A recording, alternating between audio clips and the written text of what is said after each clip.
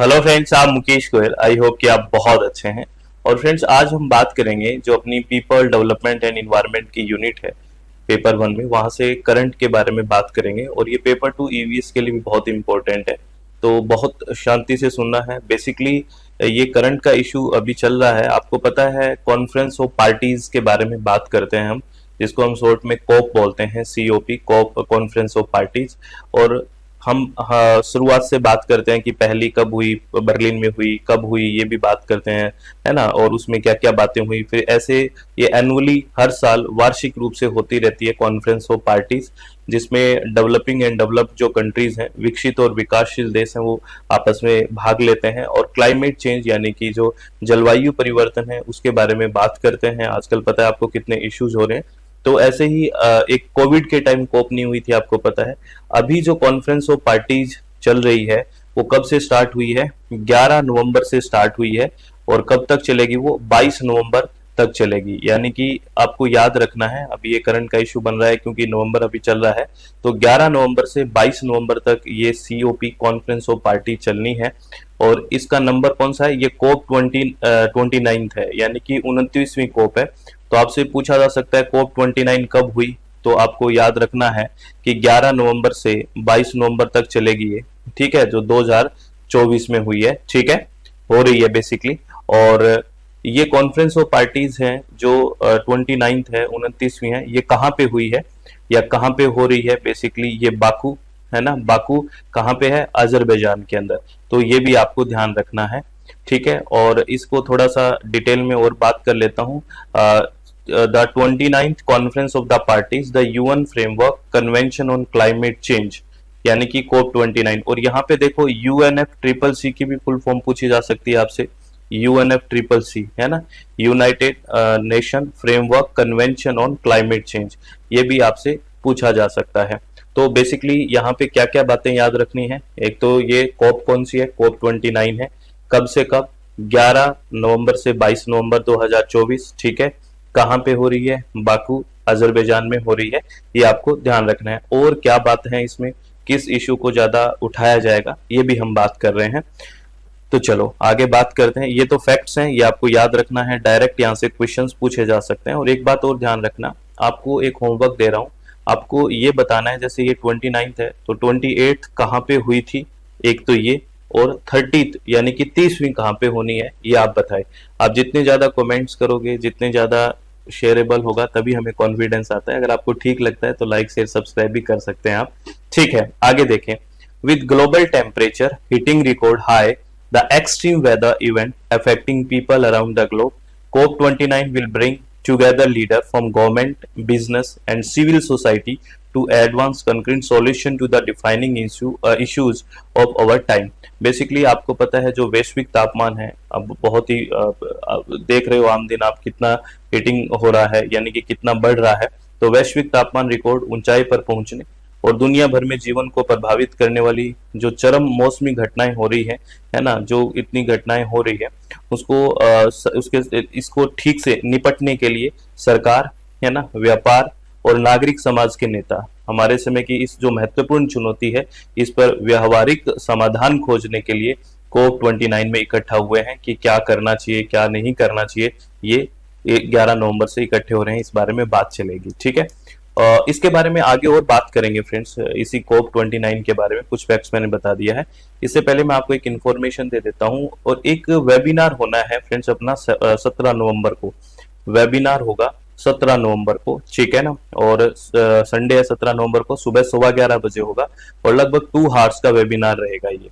इसमें हम सारी बात करने वाले हैं कि जो टॉपर्स के हैं वो क्या व्यू होते हैं, इसमें लाइव इंटरेक्शन होने वाला है, हमें बेसिक से कैसे एडवांस लेवल पे नेट की तैयारी करनी है, कैसे हम जेआरएफ क्वालिफाई करें, ये सारी बात करनी है। अगर आप अपना सीट बुक करवाना चाहते हैं फ्रेंड्स, तो आप इस अपनी वेबसाइट पे जाके वहाँ पे वेबिनार का ऑप्शन मिलेगा, वहाँ पे आप सीट जाके बुक कर सकते हैं अपनी। और आपको पता है अपनी वेबसाइट www.swmg.in या फिर मोबाइल एप्लीकेशन SWMG, इस पे हम कंप्लीट पेपर 1 पढ़ते हैं हिंदी और इंग्लिश माध्यम में, और स्टडी मटेरियल आपके पास फ्री में आता है, उसका कोई एक्स्ट्रा चार्ज पे नहीं करना पड़ता। ऐसा ही पेपर 2 EVS इन्वायरमेंट साइंस में है और पेपर 2 एजुकेशन भी पढ़ते हैं। अगर आप विलिंग है तो अपनी वेबसाइट पे जाके ज्वाइन कर सकते हैं या अपनी ऐप पे, इसका लिंक आपको डिस्क्रिप्शन बॉक्स में मिल जाएगा। चलो अब हम कोप के बारे में ही आगे बात करते हैं कि इसका की फोकस कहाँ पे रहेगा। बेसिकली ये ऑब्जेक्टिव टाइप क्वेश्चन बना के आपसे पूछा जा सकता है। A key focus of COP29 will be on finance, as trillions of dollars are required for countries to drastically reduce greenhouse gas emission and protect lives and livelihood from जो verse हो रही है worsening impact on climate change. Basically कह रहे हैं कि COP29 का जो ध्यान है वो वित्त पोषण पर होगा, क्योंकि देशों को ग्रीन हाउस गैस उत्सर्जन को मौलिक रूप से कम करने और जलवायु परिवर्तन का जो गंभीर जो मुद्दे चल रहे हैं, है ना, उसके प्रभाव से जीवन की आजीविका रक्षा करने के लिए खरबों डॉलर की आवश्यकता है, बहुत पैसे की जरूरत है।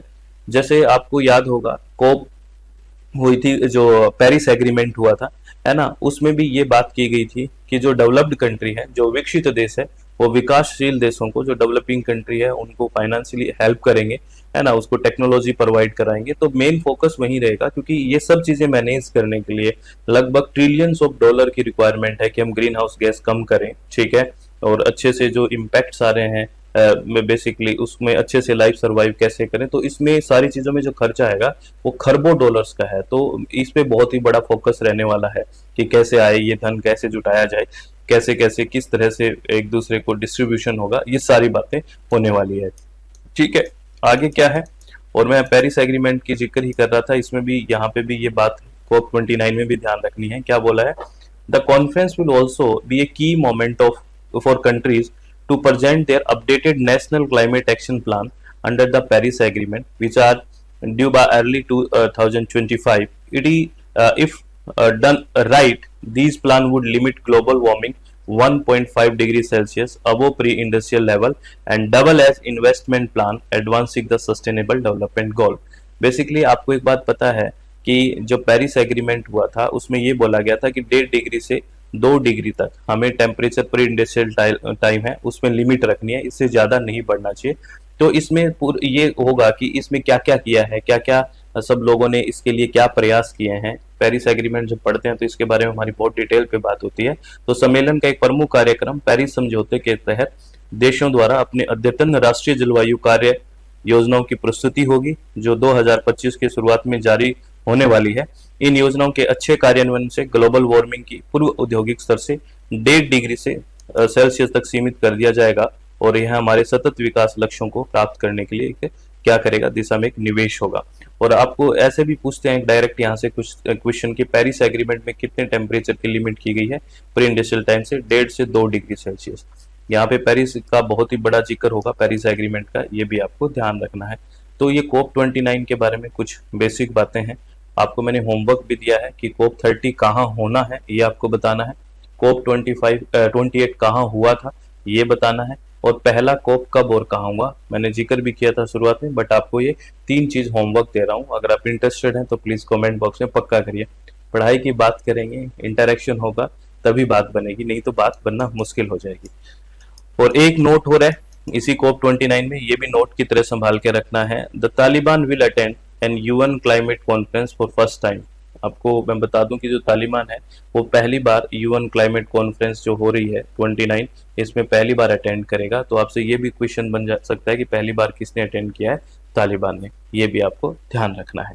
आई थिंक ये सारी बातें आपको अच्छी लगी होगी, ठीक लगी होगी, और सब आपको इन्फॉर्मेशन अच्छी लगी है तो मैक्सिमम लोगों तक पहुंचाने की कोशिश करें, शेयर करें, और जितना अच्छे से लाइक रहेगा तो हमें भी मोटिवेशन मिलता है।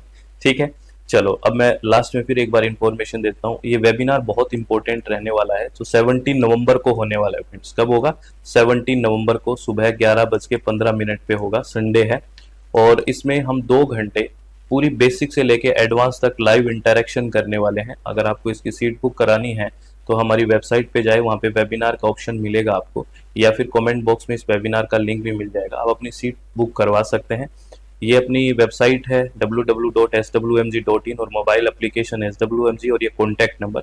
और आपको एक पता है कि हम इस पे पेपर 1 पढ़ते हैं, हिंदी और इंग्लिश दोनों माध्यम में। स्टडी मटेरियल आपके पास घर पे आता है, जिसमें हम कोई एक्स्ट्रा चार्ज नहीं लेते, और इस पेपर 1 को बहुत शांति से हिंदी और इंग्लिश दोनों माध्यम में पढ़ते हैं। पेपर 2 यहाँ पे EVS पढ़ते हैं, इसका भी स्टडी मटेरियल आपके पास घर पे आएगा, इसका कोई एक्स्ट्रा चार्ज नहीं रहेगा, और सारे के सारे 10 की 10 यूनिट्स आपको प्रोवाइड वीडियो लेक्चर्स में अच्छे से समझाया जाएगा। और पेपर 2 एजुकेशन भी हम पढ़ते हैं अपनी वेबसाइट पे। अगर आप ज्वाइन करना चाहते हैं तो ज्वाइन कर सकते हैं। और एक बात आप हमेशा ध्यान रखनी है, क्या कि अपने चित्त को आप शांत रखें, खुश रहें, किसी भी तरह की टेंशन आपको जीवन में लेनी नहीं है। प्लीज़ आपसे रिक्वेस्ट है कि आराम से शांति से काम करें, सब बढ़िया है, सब बढ़िया होगा। बस चित्त शांत रखें, अपने काम में कंटिन्यूटी रखें, है ना, लगातार काम करते रहोगे तो बेहतर होगा। ठीक है, तो बहुत बहुत धन्यवाद, ऑल द वेरी बेस्ट।